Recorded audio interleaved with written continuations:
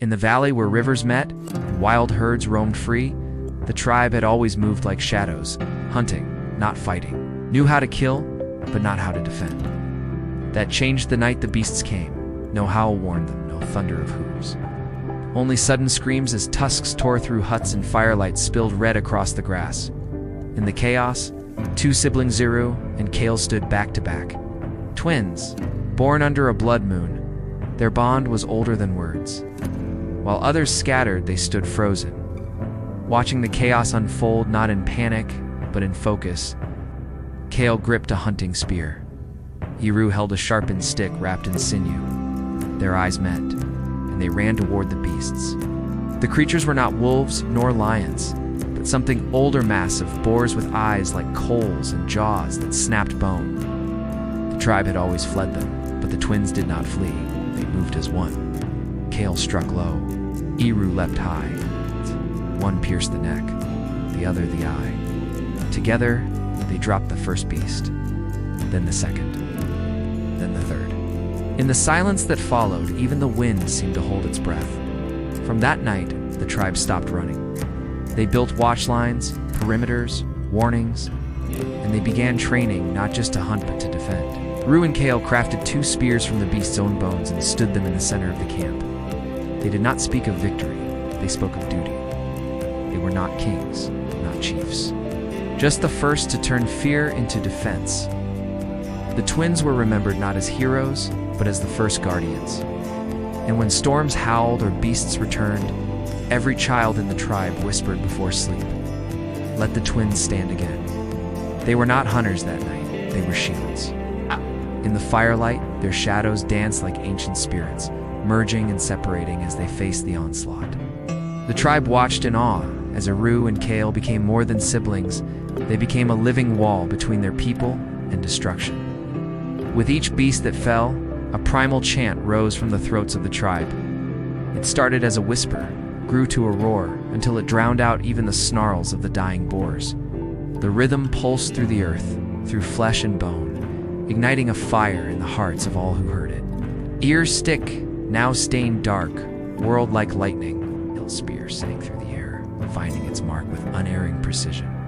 They fought not for glory, but for survival, for the right of their people to see another dawn. As the last beast fell, silence descended once more. The twins stood, chests heaving, surrounded by the fallen. In that moment, leadership was born not from power, but from courage. The sun rose on a changed tribe. Where once they had been prey, now they stood tall. Eru and Kael moved among their people not as conquerors, but as teachers. They showed how to turn fear into strength, how to face the darkness instead of fleeing it. Days turned to seasons. Seasons to years. The bone spears stood in the center of the camp, a constant reminder of the night. Everything changed. Children touched them in reverence. Elders nodded to them in respect. Eru and Kael grew old, their hair turning silver, but their bond never wavered. They trained the young, guided the strong, and when threats came, they still stood at the forefront, twin pillars of defiance against any who would harm their own. And when at last they passed into legend, it was said that their spirits merged with the bone spears. Forever watching over the tribe they had taught to stand and fight, born together, fought together, remembered together. In the years that followed, other tribes spoke of the people who did not run, who faced the night with spears raised and hearts unafraid. They whispered of the twins who had changed the very nature of their people. And on dark nights, when shadows seemed to move and distant roars echoed across the valley, the tribe would gather around the bone spears. They would touch them, draw strength from them, and remember the night when two became many, when prey became protector. For in those spears lived not just the memory of Eru and Kael, but the awakening of an entire people. A reminder that courage once kindled burns eternal. The legacy of the twins lived on, not in songs of glory or tales of conquest, but in the steady heartbeat of a tribe that now knew how to stand its ground. In the watchful eyes of centuries, in the practiced movements of young warriors, in the quiet determination of every member to protect what was theirs. They were no longer shadows flitting through the night. They were guardians, defenders, shields against the darkness. And at their core, always stood the memory of two who had shown them the way: Eru and Kael, the twin spears. First defenders of the tribe. Their names became more than words, they became a promise, a vow renewed with each generation: stand, to fight, to protect.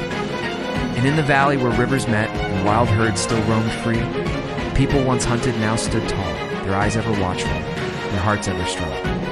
For they knew deep in their bones that as long as they remembered the twins, as long as they held to the courage born on that fateful night, they would never truly fall. They were the children of Eru and Kael, and they would always stand together,